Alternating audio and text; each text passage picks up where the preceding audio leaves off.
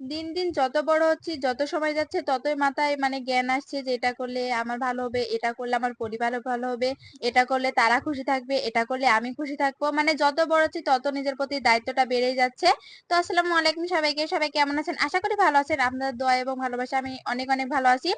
আজকে পরিবারকে সামলিয়ে আমি তো বিবাহিত, পরিবারকে সামলিয়ে তো সব কাজ করা লাগবে। পরিবারকে সামলিয়ে পরিবারের যত কাজ আছে সবকিছু সামলিয়ে চলে যাচ্ছি আমার একটু কেয়ার করতে। নিজের যদি যত্ন না করি তাহলে তো হবে না। এই যাওয়ার পথে আমার ননদের মেয়ে এমন জেদ লাগছে কি বলবো আপনাদের, আমি যাওয়ার পর নাকি মাটিতে গড়াগড়ি খাইছে। কথাটা শুনে অনেক কষ্ট লাগলো, কিন্তু সে ছোট বাচ্চা, তাকে তো নিয়ে গেলে তো হবে না। সে মানে কখন না কখন আসবো, একটা জায়গায় যাচ্ছি, মানে অনেকটা দেরি তো হতে পারে, বলা তো যায় না।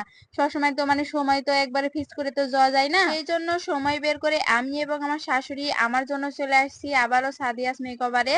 এখানে আমাকে আসতে ভালোই লাগে, আর কোনো সময় মানে আমার ঘোরাঘুরি করতে পছন্দ করি। আমি নিজের জন্য যখন বের হই তখন আরো ভালো লাগে। এখানে আমার শাশুড়িকে নিয়ে আমি একটু হাসাহাসি করেছিলাম, আর ভিডিওটা আপনারা দেখছিলেন।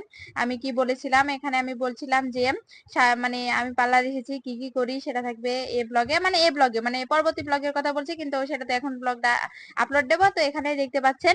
এখানে অনেক হাসাহাসি করেছিলাম। আর পার্লারে যে আপুটা আছে সেটা আমার মানে শ্বশুরবাড়ির কাজ করাই, সেজন্য মানে কোনো একবার ফ্রেন্ডলি ভাবে কথা বলা হয়, বেশি বড় না, আমার বড় অপর বয়সে হবে।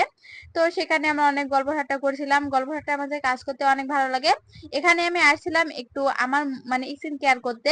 আমার মুখে না অনেক মানে ছোপ ছোপ দাগ আছে, আপনারা হয়তো আমার ভিডিওতে দেখলে বুঝতে পারবেন। দিন দিন যত বাড়ছে ততই আমার মুখের স্পট গুলো মানে কালচে ভাব ধরছে, কেমন জানি হয়ে যাচ্ছে। সেজন্য আমার শাশুড়ি এবং আমার হাজবেন্ড বলো মুখের ওগুলো স্পট গুলো তুলে আসো। তো আপনারা আবার অন্য কিছু ভাবে না যে মুখে ফেসিয়াল টেশিয়াল করতে গেছি, তেমন কিছু না, মুখের ওগুলো রিমুভ করতে গেছি।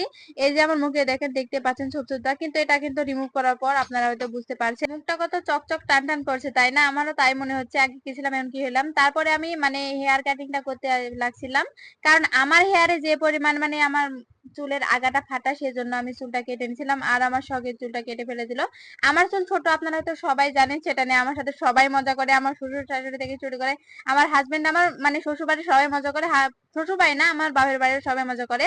কিন্তু আমার চুল আগে একটু ভালো, বড় ছিল না, কিন্তু আমার চুলের মানে আগে একটু ভালো ছিল বিয়ের আগে। তো তখন একটু কেয়ার টেয়ার করতাম, অনেক কিছু ফেস প্যাক মানে ফেস মানে হেয়ার মাস্ক ব্যবহার করতাম, সেজন্য ভালো ছিল।